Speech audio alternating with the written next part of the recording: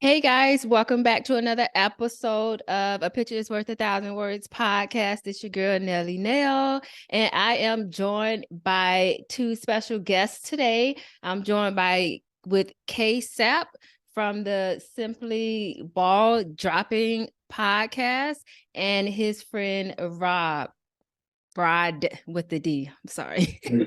There you go. So how are you guys? How was your day?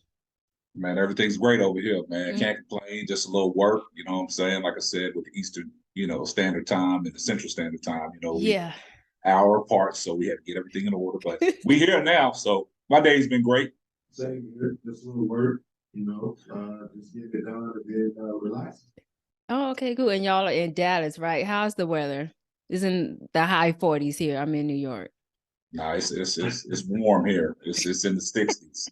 Yeah. A little bit low 70s. Yeah. Yeah. We got Okay. favorable weather right now. Okay, that's good. That's good. But I know it does snow like sometimes maybe once a year there. I've seen pictures. Not a lot, not every year, You mean but I ice, know. not snow. We don't get Oh, snow. We get a little, a little wintry mix, but we don't get a full blown snow. We get the ice storms, that got to shut the whole half of Texas down. So yeah. That is so funny. Okay, so I am sipping on some Moscato tonight. What are you guys drinking? I know I y'all can't tell you what I'm drinking. sipping, man. I might get in trouble, man. I got some orange in my cup, but I ain't gonna tell you what it Okay. is. All right. Orange. That's interesting. Yeah. I'm more so on just what they call it, the brown man drink. Mm. Yes. So just keep it classy and simple at the same time. Hey, he's a heavy hitter.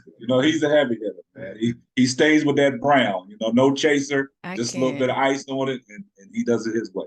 Oh, I can't do that. So kudos to you because I cannot do brown liquor. Anyway, so talk about your podcast, KSAP, Simply Ball Dropping. What is it about? How you got it started and everything? Man, I'm glad you asked that question, man. It's been a long time coming. Started this podcast around about 2019. It goes back to my childhood days, growing up on the East Coast, growing up in Maryland.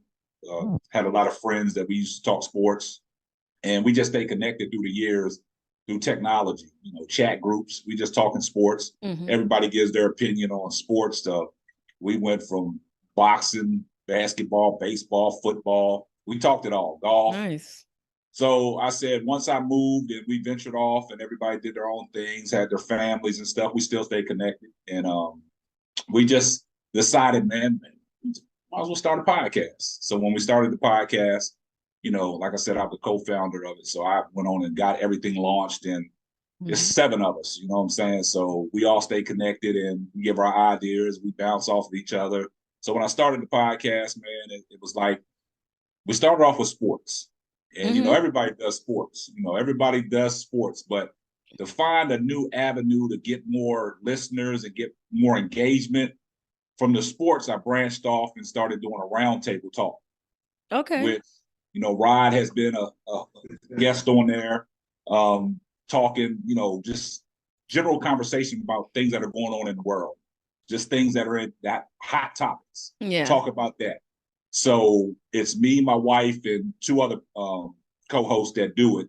Normally, we try to do it on a Friday night, and then we branched off, and me and my wife did the Marriage Chronicles. We not no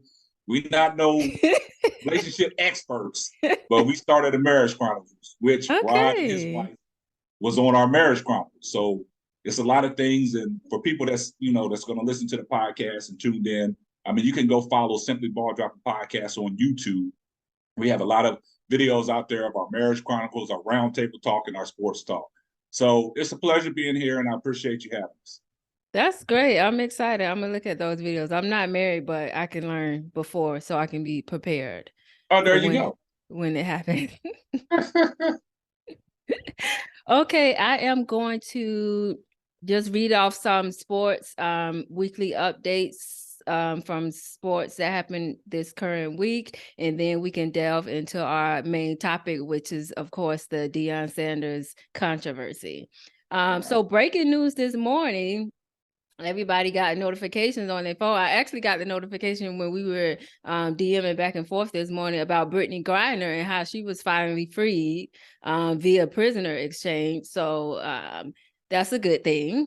People Yes. do have a lot to say about that too. Some people say it wasn't an even exchange. Some people just happy she's home. So yeah. The USA men's soccer team, do y'all watch soccer? Because we got out of the World Cup. We're Oh not yeah. Oh yeah. Oh yeah. Watch the soccer. I checked the World Cup. My son followed along with it, but like I told him, USA soccer ain't been there in 4 or 5 years. So I didn't expect much, even though they advanced on 2 draws, you know what I'm saying? They advanced and then couldn't do nothing with the Netherlands. Yeah. So, it is what it is. But the women's soccer team, man, hey, watch out. Yeah. To go with that, I have friends that are real big time soccer fans and football fans for that matter. And for us, I think when I say us, I'm talking about the United States, obviously, men's team, we are so young right now that this is huge for us moving forward. The next 4 years, what are we going to look like? That was huge. Whether or not we got, like Jason said, we got the 2 draws to get in, but what does that do for us moving forward? Yes. So, That's a great point. Great point. That is a good point. I don't watch much soccer, but I knew USA was in it, and I was rooting for the USA. But I don't watch soccer. No My doubt. sister husband does, because he mostly a lot of people from other countries do. Because my sister husband is from Haiti, so he watches it like year round. So he really likes. A lot of people big on that World Cup. When that World Cup starts, Mhm. man, they have a lot of parties, watch parties, and bars be off the chain. People be getting a drink on. They be drunk in the street. So they have a good time when World Cup comes. Yeah, especially here in New York. I can't go to a bar and watch American football game. It's all soccer. Anyway, so the Panthers released Baker Mayfield 5 months after trading for him, which is insane. But he literally was claimed within 2 seconds by the Rams. So what do y'all think about that? I don't think he good anymore. Like in college, he was amazing. I don't know what happened. What happened? It's crazy because with that even being said, it's a possibility, a high possibility that he's going to start tonight with the injury to the starter. Yeah. That was named earlier this week. And it's funny because we talk about it all the time. We've always talked about it. I don't understand how quarterbacks with that caliber, whatever it's good or bad, are still in the NFL. Yeah, I mean, we talk about it all the time. We got another partner that we chat about it all the time, and we have these topics of discussion, and we talk about Baker. You know what I'm saying? And we had a conversation probably I think it was a year ago or 2 years ago about Cam Newton, and it's sad that everybody had high hopes for Baker Mayfield, and for him to go through what he's going through in his NFL career, like when he was playing with the Browns. Everybody said that Odell ran him out of town. I don't think Odell ran him out of town. His father brought a lot of that stuff. Odell's father brought a lot of that stuff to the media's attention through his Twitter and things like that. But Baker is like, I was really never high on Baker, but like Rod said, it's a travesty right now that he still has a job. He still you get released and you get picked up. You know what I'm saying? The Browns let him go. He goes to Cleveland, right? So, I mean, Browns let him go and he goes to Carolina. So then Carolina can't do nothing with him. They release him. That should tell you a lot. And then the Rams pick him up. See, the Rams in a bad situation. Yeah, the Rams quarterback. ain't going nowhere no time soon. So right now, like Rod said, it's a possibility Baker might start tonight. Yeah, but I heard that too. That he still has a job. And it's funny because at work we have these conversations where we're talking about is Jared Goff and Baker. I'm sorry, Jared Goff and Matthew Stafford. Who's better? And just recently, they showed a poll, without a poll, they kind of broke down the draft picks that were given and taken away through that trade. Who's came out better right now? It looks to me like the Detroit Lions came out better than younger.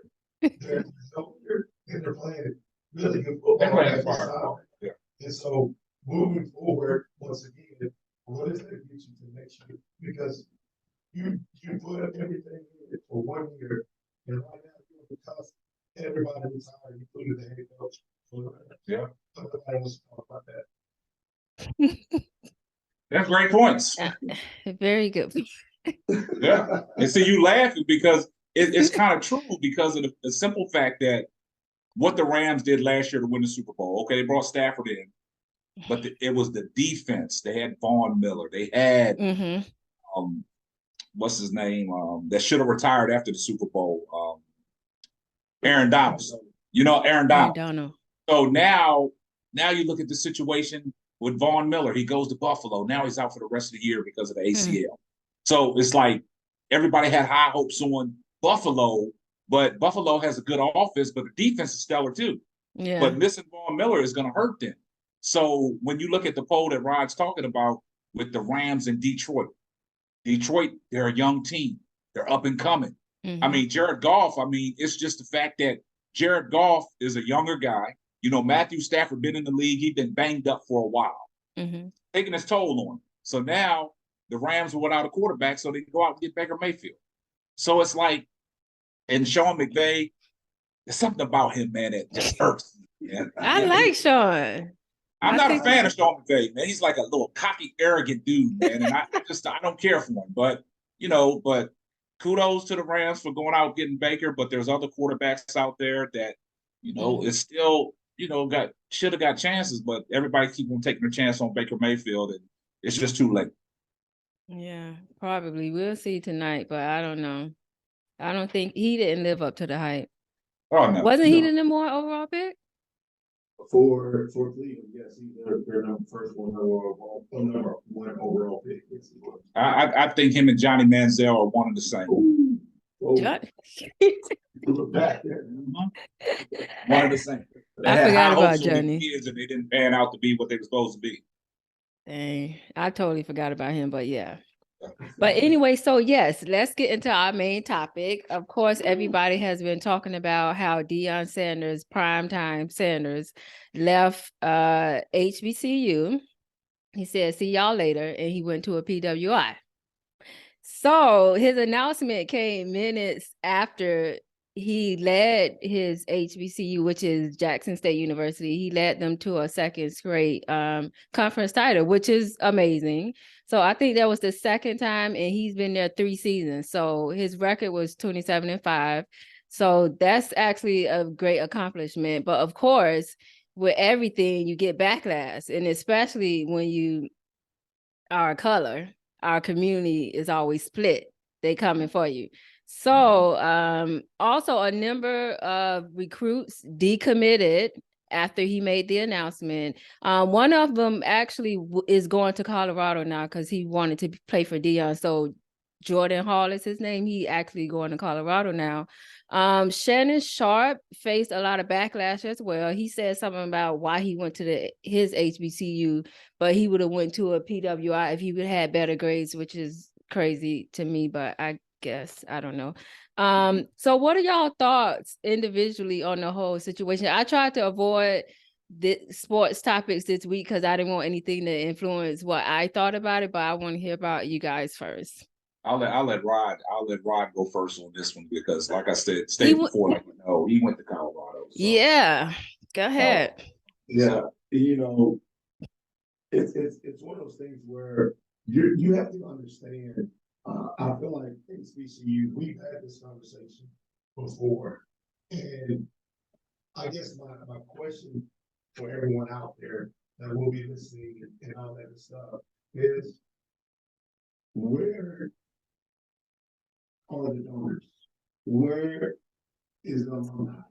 Okay, so when I say that, everybody that has shown up to a Jackson State game, if you could take pictures per game, how much influence has been at those games or were at those games? And when you say that, how much money should have been donated just to not only just to Jackson State, but to the HBCU as a whole? It's funny because we had one of the BET award shows here recently, not this past, not the most recent, but prior to that. And Diddy said he was going to give each HBCU $1 million back. Yeah. $1 million. Now, my question, I'm not a great math magician. I don't know all this stuff, but I want to know, in theory, how much is this $1 million to a billionaire or someone that's really close to it? And how much does that change the HBCU outlook and how they begin to navigate their money throughout the programs of different athletics? And I think this was the turning point that with Dion being at the HBCUs, we as a community could have shifted that narrative. And I'm not talking about paying Dion. I'm talking about giving more light to the HBCUs. And that would have definitely changed. I don't know if I changed Dion's mind because he's an individual. Yeah. And I want to get to that here in a second. But I wanted to make sure that I start off with that. Like, think about it. It's $5 million per, celebrity. Yeah. It's just celebrity, not even just celebrity, $5 million. What we're talking about as far as, Howard, to see all those schools who look maybe not so much underprivileged, but just look as if they're not catching up to the BW. Right. Yeah. That's a huge thing for any athlete that is thinking about going to HBCU. So that's my small part of that. As far as I'm here to bash, I'm on his side. I understand both sides.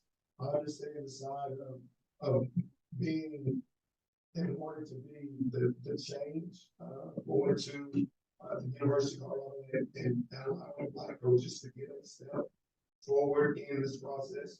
But I also understand the other part where you want to have some type of loyalty to the HBC, to where your feet were at. It's one of those tricky situations where you're going to be judged no matter what you do. Right.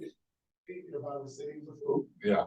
If he stayed and one more, they said that he waited too long, he's never going to get offered. Yeah. So you have both sides pulling at you. So what do you do? Yeah. And they say you do what's best for you and your family, not necessarily what's good for you, but you and your family, and then the profession moving forward. So I feel like this is going to be something big. I'm still 50-50 on what is about to happen.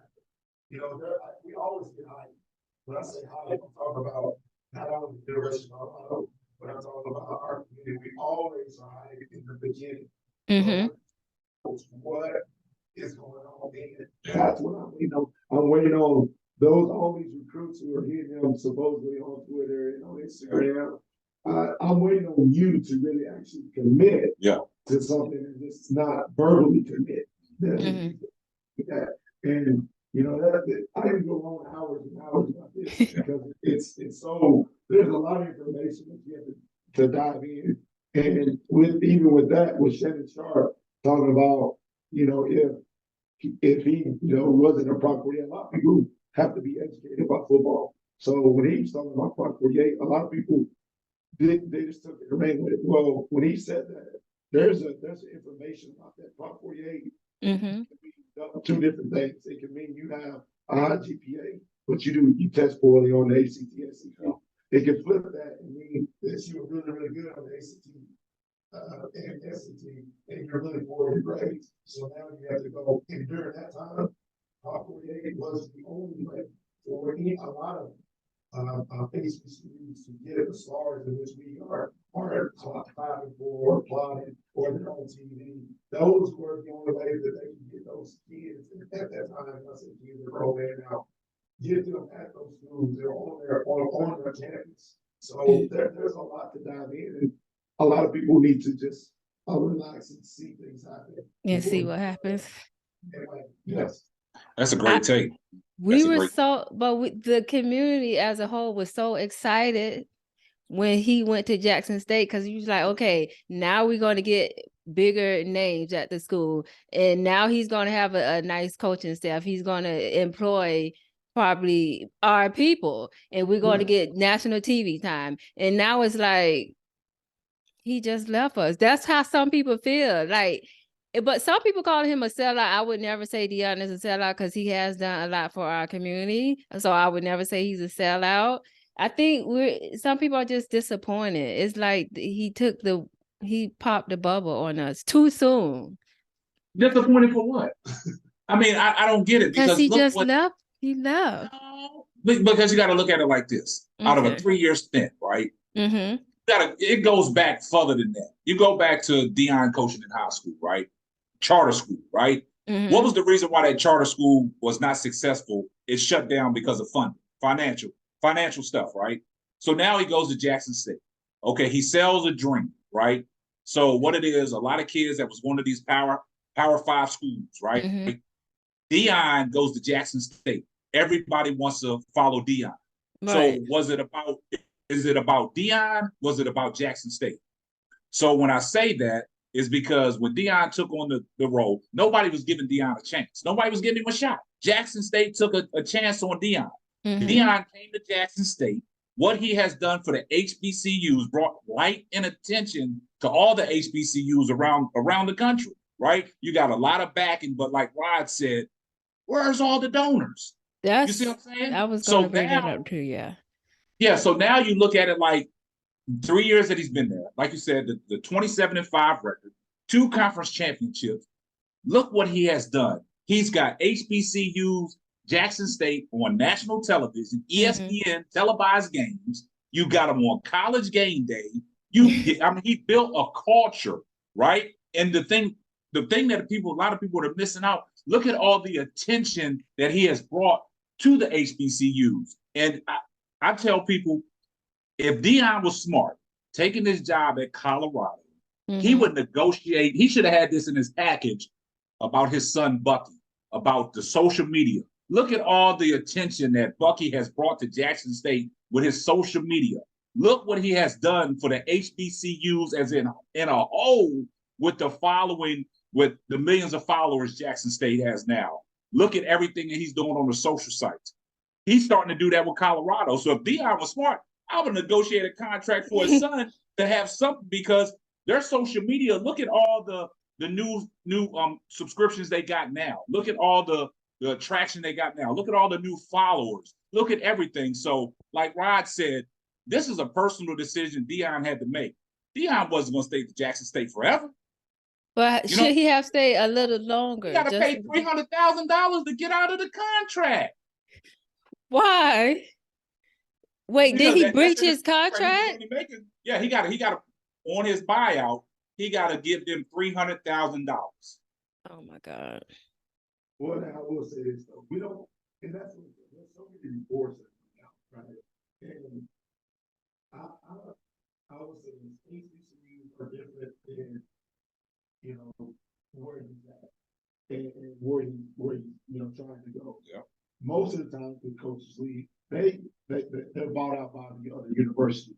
So we don't even know, if that is even true. But I will say also, I think a lot of people they felt like we were going, and when I say we, the Black community were moving to the Eddie Robinson era, right? The forever, the mainstay. And really, I have a question. I'm so sorry. I don't know who Eddie Robinson is. Who is that? Old Grambling head coach. Oh, okay. Yeah, Grambling head coach. That's before your time, but we'll give you a pass on it. He was the gold standard. He's the founder. Yeah. Okay. And they have, so with that being said, college football awarded a trophy and I say a trophy, but it's really an honor for the head coach of the year. It's one of those awards. Eddie Robinson. Okay. And so even with that, so going back, we as a community, that's what we thought we were getting. Yes. And I had to shift myself to understand that he didn't have to be that person.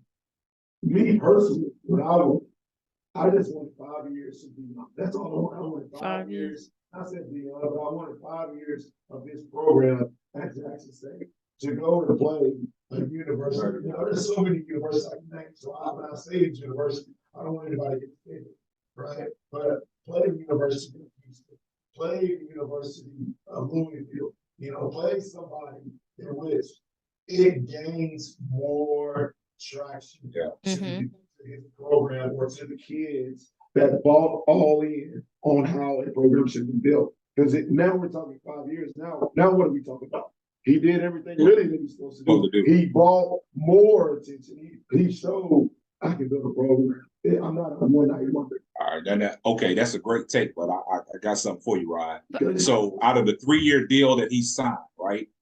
What did Jack? We don't know, but what did Jackson State do to try to keep Deion around? That's a good question. You know what I'm saying? Well, 3 years, but what did they do to keep him around? And I say absolutely nothing. They didn't do enough. They probably couldn't. Well, they can't do as much as the other schools. But it's so funny because I didn't even think of a time frame, 3 or 5 years. When he got to Jackson State, I just thought he would be there forever. And that's what But what was Jackson State doing to keep him? You know what I'm saying? When people come knocking on your door and giving you different offers, right? And you already, at a place, it's their job to do something to keep you around. So I felt that like when Rod's talking about the donors, you know what I'm saying? What is Jackson State doing to keep Deion around? I mean, in a 3-year span, look what Deion has done.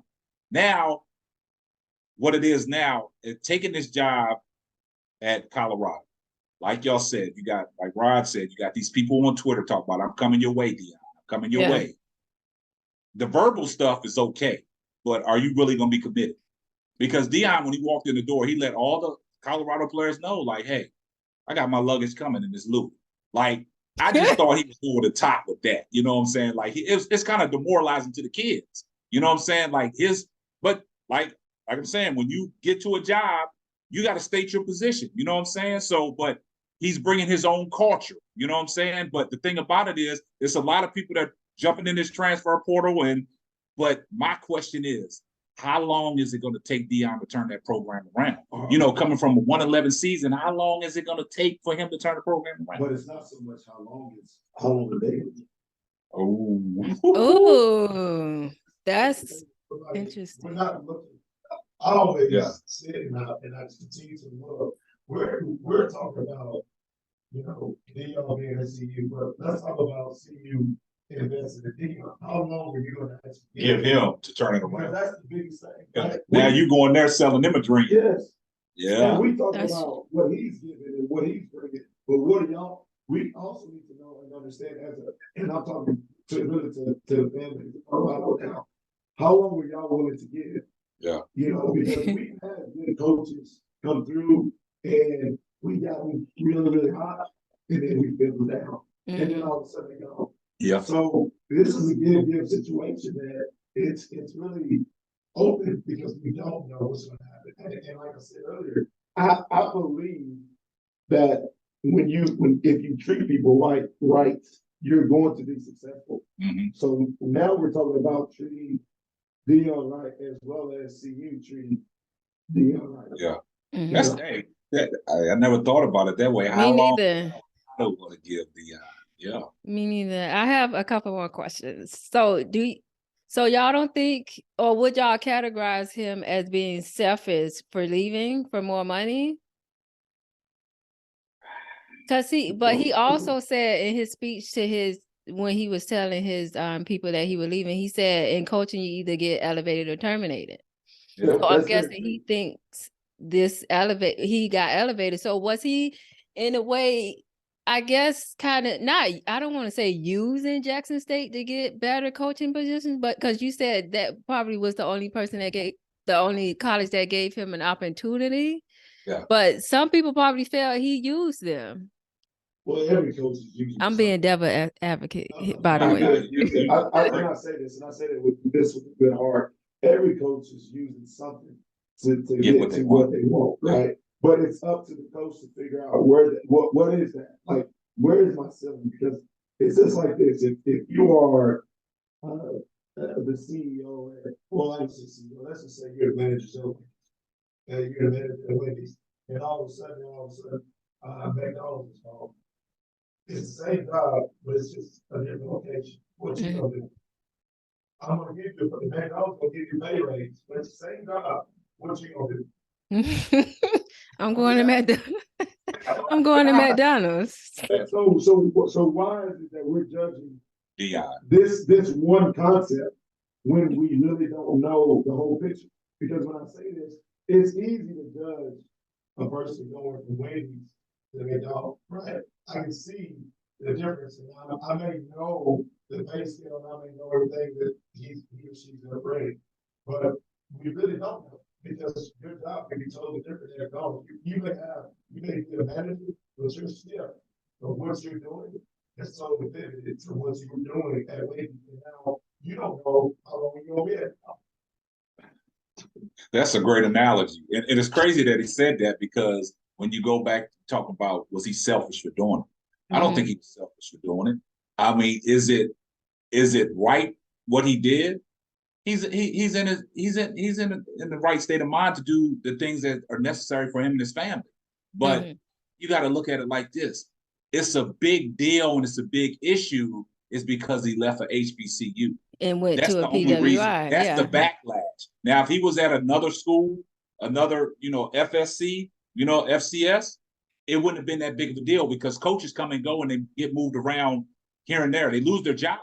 You know what I'm saying? But Deion, like he said, he's not leaving the African American community. He's a black man. He can't leave that. So what he's doing, he said he's about the men and the women of uplifting them and bringing them along, right? So now you got to look at it like, okay, was he selfish? No, I don't think he was selfish, but I think he took the first thing that was available for him. Well, I know, but the thing about it is, like, nobody was going to give Deion a chance. But that's the thing about it. I think that's just what we've been told. Okay. Because last year he was a front runner for the TCU job when it was over. Okay. So I mean, I say front runner, he was probably top 5. And okay. If he had to run about, let's go top 10. So there's been other jobs. Maybe this is the one he liked more than the others, or this is what gave him more flexibility than the others. I can agree with that. And I look at it, I'll let you go here in just a second, but I can look at it as I think Deion likes a challenge, right? Now you go back and look at Colorado's 1-11, right? Now, if he turns this program around and goes, what? No. Exactly. Then that's a huge thing on your resume. He's taking a team that wasn't successful, and if he turns it around, now everybody's going to give high praise to Deion. But I go back and say, are these people Deion fans or were they Jackson State fans? Deion, I can say they were Deion fans. Nobody was watching. Nobody could care less about Jackson State to Deion.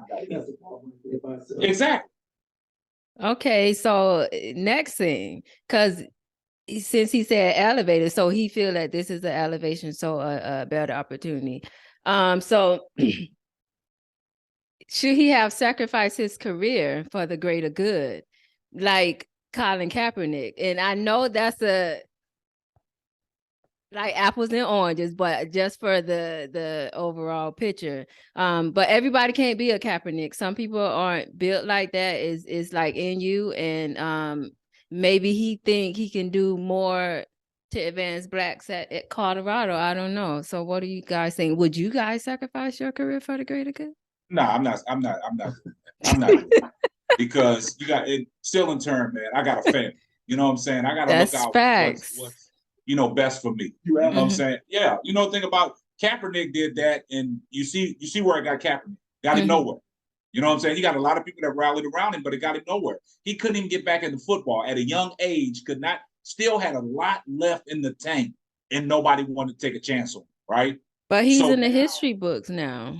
Well, okay, would you rather take the hit? Okay, you can be in the history books. He's on the right side of history.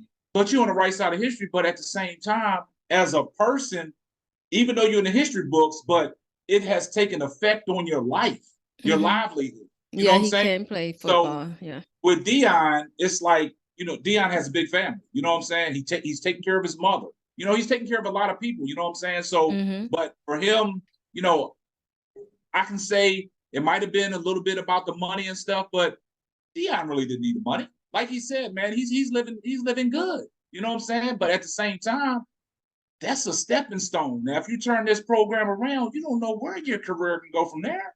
So you think he's just doing this like as resume builder so he can go up and up and up and maybe eventually be in the NFL as a coach? Nah, he don't want it. He said he'll never coach in the NFL. He said that? Oh wow. Yeah, he said that. But that's the key thing about all this thing. Money changes anything. Oh yeah, exactly. Okay, so I'm gonna back to what he was saying. Here's the thing. You said, and I say he said, and also you brought up the point about, would you take this or be a captain? And I think the idea, right? I think the idea is, who are you as an individual? And I think that's the biggest change or direction in this whole Jackson State Dion idea is, who are you as an individual? Because every kid has to look himself in the mirror and say, I can play in Colorado, or at the time, I didn't play at Jackson State. But in theory, can you really play at Jackson State? And he was asking the kids at Colorado that when he stepped in there. I know, but everybody, we are also, this is the point that these kids, you're making a decision in football, it ain't for everybody. Everybody thinks it's for everybody. When I say that, I'm talking about high school student athletes that play football. They think it's for them until you got to go do it. It's a different type of job. It's a fun job. But you have to make the fun out of that job. You can't allow the job to try to make you have fun. And it was an interesting quote that I heard the other day from, and I'm gonna get back. I'm still working on the same topic, by the way. There's a quote I heard the other day that was said from Cam Newton. Would you rather be an impact, or would you rather have championships? Impact. So if that's the case, what would you consider Dion at this time? Impact. I'd rather the impact. So if he's an impact, he's making the right move based on what you both said. Yeah. Because he's winning championships. Yeah. So you know what I'm saying? So we're answering the question, and I think that goes back to your Kaepernick idea, right? Would you rather be an impact, or would you rather win championships? And Kaepernick decided, in my opinion, when we're looking at these impact analogy, when we're looking at this analogy, not these, but just this one analogy, he decided to be an impact. Impact changes a lot of focus on a lot of lines, not just yours or your family. He changes impact and the idea of a lot of shifting and changing of lives. And so that, to me, is going to speak volumes. But, and I hate saying but, we still have to wait and see what happens. Yeah. You can't be too high and you can't be too low in this situation. You gotta stay even keel. You gotta wait and watch, especially if you're from the outside in, because this is huge in the grandscaping of the other Black coaches that will afford the opportunity moving forward. And then another thing, I didn't mean to cut you off, but another thing, as Dion being employed with Colorado, look how many more. That's what I was about to ask. Do you think he would bring? I think it's coming. I mean, I understand. I know. I just sat back and watched. Yeah, like what's name said. Don't believe me, just watch. You know what I'm saying? I was going to ask, do you think he would bring in more players that probably Colorado wouldn't have never looked at or considered? Well, recruiting. Being an old alumni, it's different. It's different. Okay, you especially coming, let's just say I'm coming from Jackson State and I'm going to both. It's different. Not just flying, but the environment. Yeah. It's totally different. You're walking. If you're going to class, I'm not gonna see the same until I go head back down to that field house. I'm not gonna see the same until I'm going back home and I'm, riding a scooter and we walking back, going back to the car, or we're riding a scooter. There's not a lot of us at the University of Colorado, which is fine, but you have to mentally prepare yourself for that, because that's a whole other change. Wow. From Jackson State to go to Colorado. That is. It changes, but I will say this, University of Colorado is one of the most beautiful campuses that is there. We also have there, and I say we because obviously I went there, but there's also a lot of changes there. And you just got to continue to see it before you give your own opinion. Because everybody, if you've never been to Boulder, Colorado, it is for sure on a bucket list top 50 places you need to go see. Isn't it cold? Just going to the campus, it's not that cold. It is a different type of cold. It's a beautiful cold. One day it's going to be snowing. The next day it's going to be 50 degrees, but that 50 degrees feels like 70 because of the elevation and the altitude. And the snow is melting. And now you're at the foothills of the mountains. I can't even because I mean I can, but I'm not selling because I'm not going about University of Colorado right now. Hey, you ain't gonna sell them.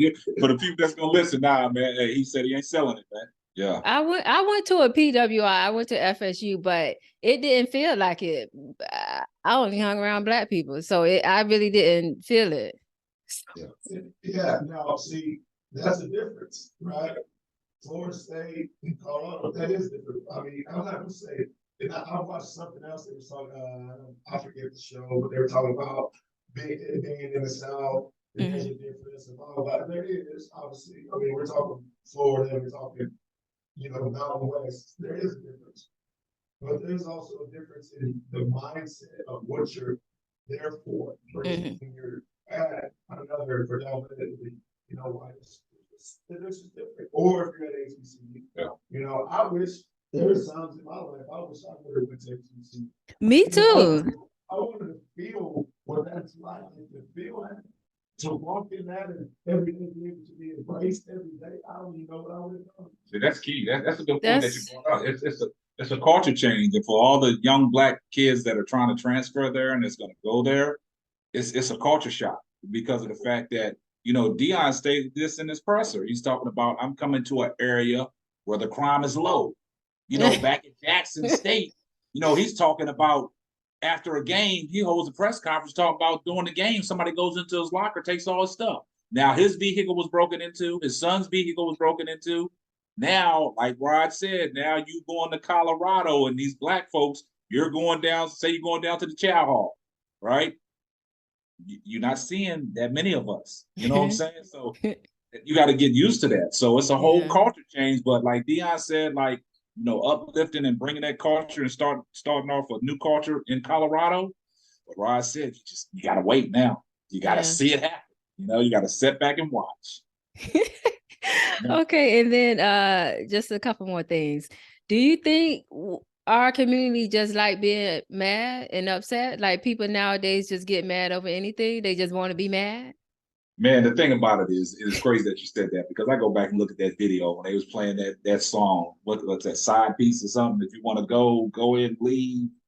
After the game when they was playing that song. Oh, you didn't see that? No, oh man, they was playing that song, man. They was talking. What's that song? It's if you want to leave, baby, go ahead and leave. The rhythm and blues. Yeah, okay. You know what I'm saying? Everybody, all the Black folks up dancing and stuff like that, and that goes to show you that we really don't support our own. You know what I'm saying?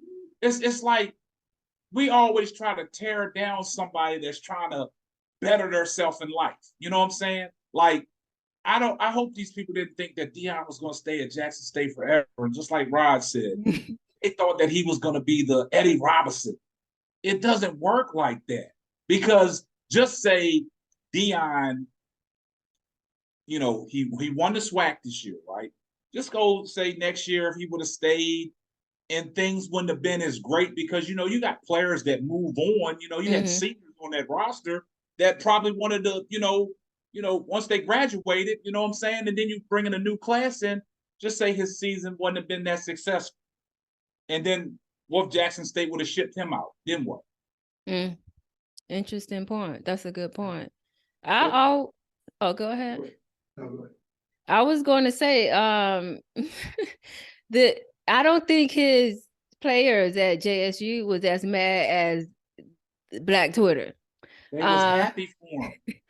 Yeah, and it reminds me of when Denzel Washington won his Oscar for Training Day.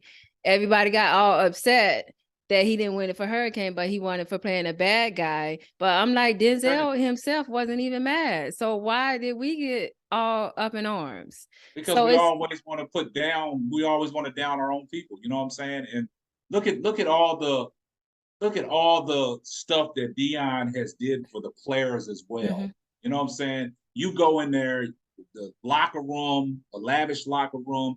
They damn near had a new jersey on every game. Different helmets and all, and half of that stuff was coming out of Deion's pocket. You see what I'm saying? So now you're looking at a situation where, you know, it's Black Twitter, it's people in that Mississippi community. You know what I'm saying? And it goes to show, like, damn, they ain't never had nothing before. And then when something starts going good for yourself, and it turns the whole state, brings attention to not just Jackson State, to that whole community. And then the community, for him to say, hey, I'm going to Colorado, and then for that whole community to turn their back on him, and also the Black Twitter and the media outlets and stuff like that, saying that, you know, it's a lot of people getting a lot of backlash, but it's 50-50. But me personally, if you ask me, Deion did what was right for him and his family, and I commend him for it. You know, it's funny because when you look at that, there's always two sides, right? So I like to bring up the side where we are the only, because this is double side, we're the only community amongst race that we feel like to get ahead. We're the only one. Hold on, say that one more time. I don't think she caught that. Say that one more time. To get ahead, we got to do what? Say it again. We are the only race that feels like we have to leave our community to get ahead. We're the only ones. I'm That's gonna deep. bring that up in We're the like only 2 ones. seconds. I was gonna bring that up. Yeah, we're the only ones. Now, with that being said, we're also the only ones that bring us our hometown too. So we so double sided on the coin. We don't know which way to flip, heads or tails. That's so true. Deep. That is deep. We have to start looking better at ourselves. And then also it goes back to what we talked about at the beginning of this. We gotta start investing in our own. And when I say we were talking about donors investing, we're not even talking about the alum. We're talking about the people who have money that can shift the entire university at these different HBCUs to shift that. And that is what is the groundbreaking trigger that nobody wants to talk about. The thing that changed this whole deal about it's part I'm talking about now on the side of the Black community, right? Is that they only want you when you're really doing something and you make a change, and when they see you getting more of us. I thought he was a football player. He a preacher. No, he's preaching right now. I'm not a used car, or one of those new preachers. I'm still out old in the middle. But you got to be able to do. You know, they only want you to do a vote. And then when you flip that coin again, we only want to leave when we know we got a better chance to make a change. Them say, but really, we all looking out for ourselves at that moment. That was going to. Young man, but then all of a sudden, you talking about, well, this is a better chance to be in my family. Yeah. I'm just talking. I'm just doing the coin. Don't shoot me. But you know, it's healthy conversation because you always can't agree with each other. You know what I'm saying? That's what makes for a good show. Like you said, you playing devil's advocate. You know what I'm saying? Everybody got their different perspectives on Deion and what he did it for and why he left. You know what I'm saying? So now we get into a healthy discussion where there's no right or wrong answer. These are our views. You know what I'm saying? So when people go bashing Deion and hating on Deion, saying he's a sellout and stuff like that, I look at them people and be like, man, they got an issue with themselves. You know what I'm saying? It's like it's so many things that I've seen that I'm like, man, this don't make sense. And some of them I look at, I scroll right past because I don't want to hear it. You know what I'm saying? It's just like Rod said, man, it's and you don't have to 100% agree with everything Deion does, but you don't have to bash him at the same time either. That's right. We can't bash. We should not be able to bash. Shouldn't be bashing your own. No, that's the craziest thing ever. The Caucasian community don't do it. No. Never. You know what I'm saying? Never. So that's the problem that we have. Well, let me ask you a question. And I want to ask you the same question. Has any white commentator or podcast or anything on the radio or podcast or whatever, and they talk bad about Baker Mayfield. No, Skip Bayless would die for Baker Mayfield. Oh yeah. Oh, he goes to bat for him. That's so now if you put the same scenario, if you put Cam Newton, boy, they tore Cam up. They tore Cam up. Well, we would turn him up. Oh yeah. Yeah. You know, so Like I said, man, it's that we can't get right, nor can we get wrong. All we gotta do is say can't get right. It's not good. It's not good. Yeah. Okay, and my last point, but Rod kind of touched on it a lot. I was going to say, as far as a bigger conversation, do we as people, were we conditioned to think white was better? Like white stuff is better? Were we programmed to think that? Because throughout like the last 5 years, I hear people saying, like, go where you're celebrated, not tolerated, like in reference to award shows, like the Grammys versus BET Awards. You see more big name Black people at the Grammys, but they don't show up to the BET Awards. So my question is, how can we get HBCUs to be on the same level as PWIs so recruits don't even have to worry about facilities, resources, or national TV time when making their decision? And he touched on the donors and money. That's pretty much that's the major thing of it. Mm-hmm. You know what I'm saying, with these HBCUs, you know what I'm saying? If you don't have the backing and the funding, then where are you gonna go? Yeah. It's so hard because I think once again we're a lot of people are not educated enough. I'm not saying educated, I'm not talking about book smart. I'm just talking about everyday smart. Yeah. Right? You don't understand. And when I say this, because I fell into that, and there's a lot of people that could be listening that fell into that. You were told that HBCU wasn't good enough. I mean, but you don't even know the history of why there was a reason why HBCU was even started. Because we couldn't go to the white schools. So then, when you think about that, now we're going to shift it and we're going to go forward. We're going to talk about being an athlete. Well, the only reason why there was a lot of great football players at HBCU, they were never going to be able to get segregated in the PWI university. So then a man said, I want to be the first one. Well, the only reason why he said he wanted to be the first one is because he wanted to lead. Yeah. So then we move forward again, and then they have to make sure that they put stipulations that not all of us are able to go. And so then after that, they put another stipulation and said, you need a test requirement. Facts. So then after that, they said, well, you got a test requirement. Let's check your money with your parents. So then after this, but I can keep, I mean, that's what I'm saying, we'll keep going and going, but we still don't want to accept that we can do everything at our home before we have to go somewhere else. Right. And I was watching, it's so funny that we bring this up because I was watching Atlanta last night. And there was a point, the last episode, I don't know if either one of y'all watched. The last episode, they go to this black sushi restaurant. It's crazy, right? It's in the middle of Atlanta. Whatever. The owner's black, the chef's black, all of this is black. And all they wanted was Popeye.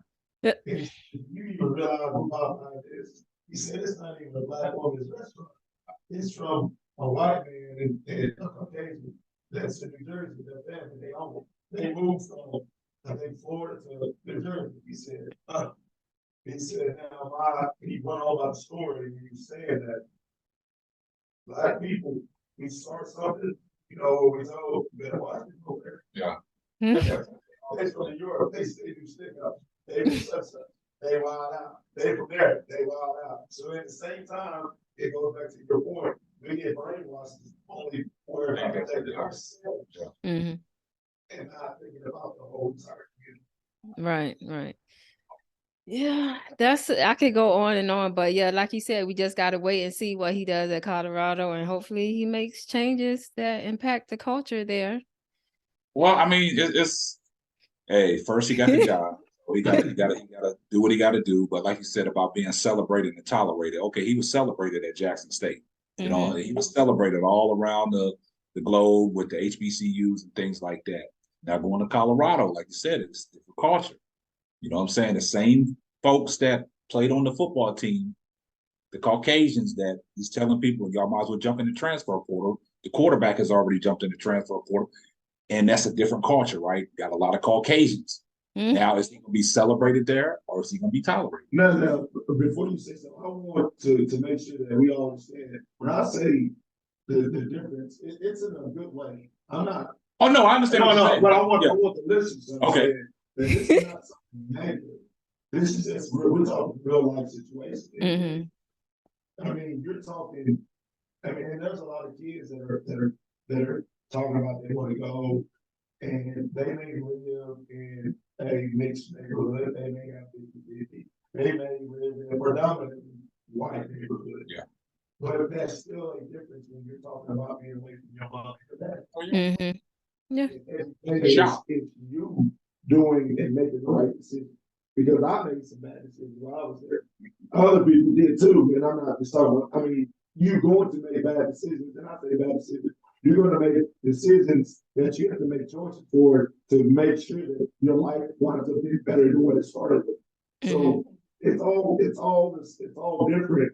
But understand, University of Colorado is a damn good place to do that. Oh yeah, as far as an athlete and as far as a student. And I was in awe at the facility when he took the tour. I'm like, man, it's a beautiful facility. We just went there. Yeah, I know. I just went told there, and it to say it's because when I was there, the facility, it's like being in a barn versus going to somebody that said, "Hey, come on in, this is the facility." Yeah. You know, like a barn would be exactly what I went to, and then to see somebody in a multi-million-dollar home. That is equivalent to what I can tell you right now. And that building is still up. And you can go in that building and it's totally different. But to know for me and the other former players like me, to know the difference between the two, it blows your mind every time. So you played football there? Yes, you were a student. Okay, so you know a lot. Okay. So I played football, and when I say this, I was on the team. I did. He don't like talking about his time. I did play. I'm not one of these guys that say I went there. I did play. So I'm telling you, when I say tell you, I'm giving my opinion of the good and the bad, but I'm giving a lot of good and bad. Yeah, he played at Colorado. He was a cornerback, but he don't like discussing his collegiate career. So we'll leave that alone. One of them humble guys that don't like talking about it. No, I was just asking because it's good to have his opinion on this topic because it's close to home. So that's good. Okay, so now I think we wrapped that conversation up. Any more final thoughts? Because now I have to talk about NFL. Oh no, we're good. We're good. Okay, so Jimmy G is out for the season, as you all probably know. So No, he's not. He's just out for the regular season right now. But they said it's almost they said it's unlikely that he can make it back to the playoffs. For the playoffs. He'll be. I hope so, because I like Jimmy G. So I just want you guys' predictions on a few games this week. So the Jets at the Bills. You know I'm going with my Jets, but go ahead. Well, hey, you got to look at it. The first game, the Jets beat them. Yeah. So I mean, is the game in Buffalo this time? Yeah, it's in Buffalo. But I think who's starting? White? Yeah, White's still starting, right? White, yeah. He's still starting, but I think the difference now, Von Miller's not going to be there. You see what I'm saying? Mm-hmm. So the Jets got a formidable defense. I think they can hold their own, but their offense, man, it's like up and down. Yeah. So it depends on what the offense is going to look like. But if y'all's defense can hold Allen in the pocket like y'all did the first game, I'll take the Jets. Okay. I'll take the Jets. I think the defense right now is playing inspired by the Bills because of Von Miller's absence. And they're playing inspired. I mean, they just beat Kansas City, right? Yeah. So you're coming off a real high game. Everybody in the country's watching that are NFL fans. And now you got to go play the Jets who already beat you. So it's either you get your lick back or you get or you don't. And I think right now it's 50-50. We don't know what's the weather will be like. Doesn't matter. Jets playing the cold weather. No, Buffalo is way colder. It doesn't matter. Jets are built for it. I got the Jets 24-20. Oh, okay. 24-20. Mark my word. That was a confident 24. Yeah, 24-20. I like what like I said, the Jets gave us problems last week. Mm-hmm. You know, we got off to a bad came start. Back. Yeah. Yeah, but we came back, but we got off to a bad start. You know what I'm saying? And the Jets, like I said, their defense is a good defense. Mm-hmm. Now, the thing about it is, you got two corners out there. You know what I'm saying? You got Sauce Gardner and you got the other number 4. What's his name? Reed. Yeah, I think his name Reed. Great corners. You know, the defense is great.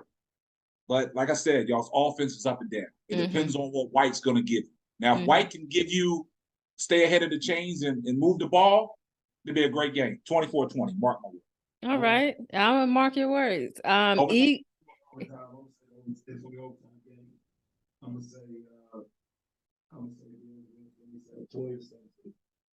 you said in overtime though? Yes. Yeah. Okay.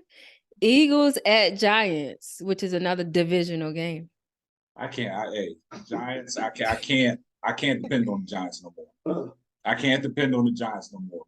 Eagles going to give them a thrashing. Really? Eagles going to get to me personally. This is how I feel. I think the Eagles are the most complete team in the NFL. Oh, the most complete team. Okay. From the offense, the defense, and the special teams. I think the Eagles are the most complete team. You know, a lot of people agree. Hey, I think that's my personal opinion. And they keep proving me right every week. The Eagles were the last team to be undefeated, right? Yes, but they're not undefeeted now. They took that I know loss. they're not. They lost. Yeah. But when I finally did see them play, they were underwhelming to me. Well, I mean, because you probably picked one of the games, because I'm going to get to my point. Because some games, they in dog fights. But they win the dog fights as well. And they also win the blowout games. So when that's telling me as a football team as a whole, they know how to get it done. When you're in a grimy game, they know how to pull it out.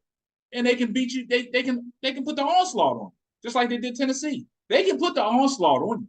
But there's some games that they played real close, and they found a way to win.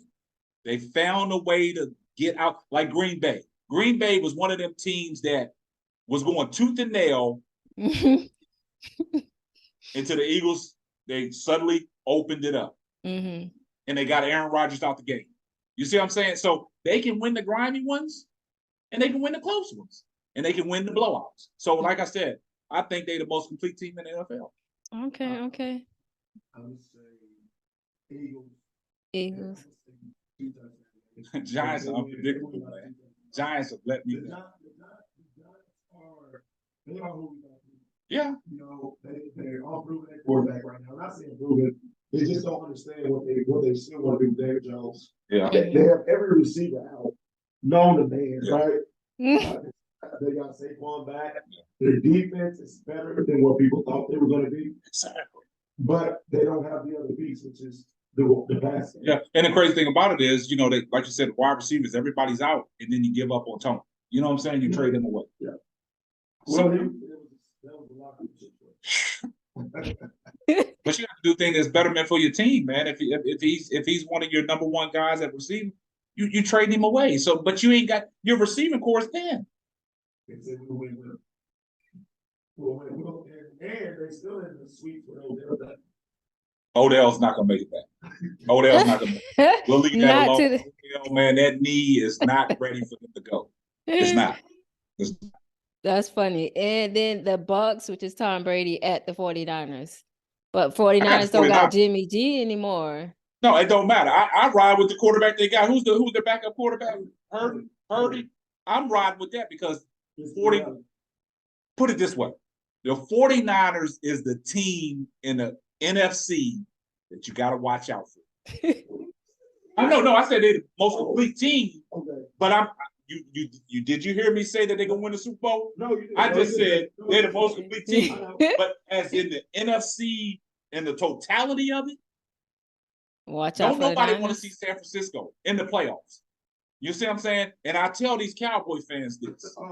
If the Cowboys don't win that division, do you realize you got to go on the road and where you might likely end up is in San Francisco? They don't want that problem no more. San Francisco is, I don't care who the quarterback is, because if you go back and talk about Jimmy G, what do people say about Jimmy G? He can't win the big ones for you. He always makes a mistake. He made the mistake in the the championship game, the Super Bowl, when he overthrew what's name for the touchdown. When what's name was wide open, he overthrew him, right? So they said that's the knock on Jimmy G. He can't get it done when it counts, right? But he's winning. Now you got the guy Purdy that comes in. That team rallied around him last week. They rallied around him, and they still get it done. So San Francisco, to me, they dangerous. They sleeping right now. So don't count. Well, and watching the Bucks on Monday night, I didn't even watch that game. Yeah, I'm gonna go with it's a lot closer to what you think. But I will say this: the reason why I'm saying it's a lot closer is because both those teams have really, really good defense, and so you got to give the nod to defense, especially with a rookie quarterback playing against that. And then a proven quarterback with Tom Brady. But oh man, it's gonna be a low scoring affair. I don't know, and that's a toss up for me. I got San Francisco. I'm pushing on that one because I can't give it the nod on either one of them because they both have good defense. But the coin flip is when you put a rookie quarterback against that defense. That's all you got to do is stay ahead of the chains. All you got to do is stay run the ball, pound the ball. Jeff Wood, pound the ball. Jeff Wood, pound the ball. Debo, pound the ball. Well, no, Jeff Wilson's out. He's out? Yeah. Jeff Wilson, yeah, he's out. Oh, wow. Well, you still pound the ball. Debo, you got to find a way to get the ball to Debo. You got to find a way to get the ball to Debo. The playmakers. Still got IU. You still got them guys. And then you got a great defense. You do. And Tom Brady is, with that defense, Tom Brady can't get outside that pocket. Well, I hope the 49ers win because I don't like Tom Brady, but if I had money on it, I won't bet against Tom Brady just because. That's a good, you got them for sure, man. Okay, now when we have guests on the show, we always end it with a rapid fire. So this or that. And it's a sports edition. So Randy Moss or Jerry Rice? Randy Moss. Whoa. What was it? Randy Moss. Who's the name? Jerry Rice. Randy Moss. I got Moss. I'm saying loud and clear. Randy Moss. He's actually my sister's favorite player, Randy Moss. That's right. Tell your sister. Kudos. He's doing this because it's a homer. So. Nah, Randy Moss, that's just that. Randy Moss. Oh, because you're a Minnesota fan also. Nah, ain't got nothing to do with that. That has nothing to do with that. Randy Moss, to me, that's he's him. He's him. Okay, Barry Sanders or Emmitt Smith? Barry Sanders. And the reason why I say Barry Sanders, he didn't walk away. Don't get everybody know. Okay, well, Barry Sanders. I'm just okay. Right fire, Barry Sanders. Deion Sanders or Charles Woodson? Deion Sanders. I think I got Sanders. Tom Brady or Peyton Manning? Tom Brady. Push. LeBron or MJ? Michael. MJ. Jordan, by the way. Michael. No, I'm putting it up. Michael Jeffrey Jordan. Kobe or MJ? Kobe. Oh, whoa. No, Michael Jordan. Michael Jeffrey Jordan. No. Shaq or Giannis, the Greek Freak? Shaq. And AI or Chris Paul? CP3. AI. Yeah, I prefer AI. Bubba Chuck. Thank you for playing that. And I just wanted to give my highlight of the week is to the UCLA Bruins, the women's college. They won the championship in soccer. They won 3-2 in double overtime. So kudos to them. And thank you all for being on my show. And KSAP, can you tell the people again how they can contact you and reach you or listen to your shows? I ain't hard to find, man. KSAP. Oh, you gonna put a D on? Yeah, I ain't hard to find. You know what I'm saying? You can follow me on all my social media, Simply Ball Dropping Podcast on YouTube, Instagram, Facebook. Simply Ball Dropping is Simply Ball Dropping without the G. Mm-hmm. So it's dropping is DROPPIN. No G. Simply Ball Dropping Podcast. You'll find us around there. If you go on to YouTube, man, you will see this guy He's been on plenty of my shows, man. He's been on the Marriage Chronicles. He's been on the Round Table Talk. And I love having him, man, because he gives great points. And that's why I wanted him here with us tonight. I'm excited I'm actually going to go on YouTube and watch some of those. And I will tag your IG under this episode so people know where to find you. So any final words? Yeah, my final words is, man, the Fletcher twins, man. Y'all guys got to go check them out. Rod, any last words? Really, just wait and see what happens with Dion at University of Colorado. I don't have all the info from the man case out here about all the good stuff. But I will say that my wife does. She has her own stuff. That's right. She has a podcast as well. She'll talk. You can look her up, Hannah Steve. She's had some podcasts before. She's been on my podcast. She has been on the podcast. She's a life coach. She has her own stuff, so that's good stuff for her and really for us as we grow from that and understanding life. And so we're always shit talking as what she would call it. Yeah. We're not with the help. All right, let's talk shit. Let's talk shit. But no, for me, I just really hope that this episode brought some minds out there and people are not just one-sided about the whole situation. No research. Allow yourself to wait and see before you just have this one blindsided idea about how this whole thing's going to shift up. I mean, the one thing is true. CU is coming, but also you got to wait and see what all is coming. So it's going to be big for us. And I say, I'm talking about big versus Colorado. It's good stuff. Go Buff. He put that plug in real quick. You hear that? Go Buff. All right. Thank you so much for coming on. I had a good time and this was a great conversation. I love to get more perspectives on that topic because I see all the social media and how it was going bad. So I like to get y'all perspective. So thank you for being on. I appreciate you having us. Yeah, no problem. Thank you. Bye. So let me know when you're going to drop it off, man, and we'll spread it out.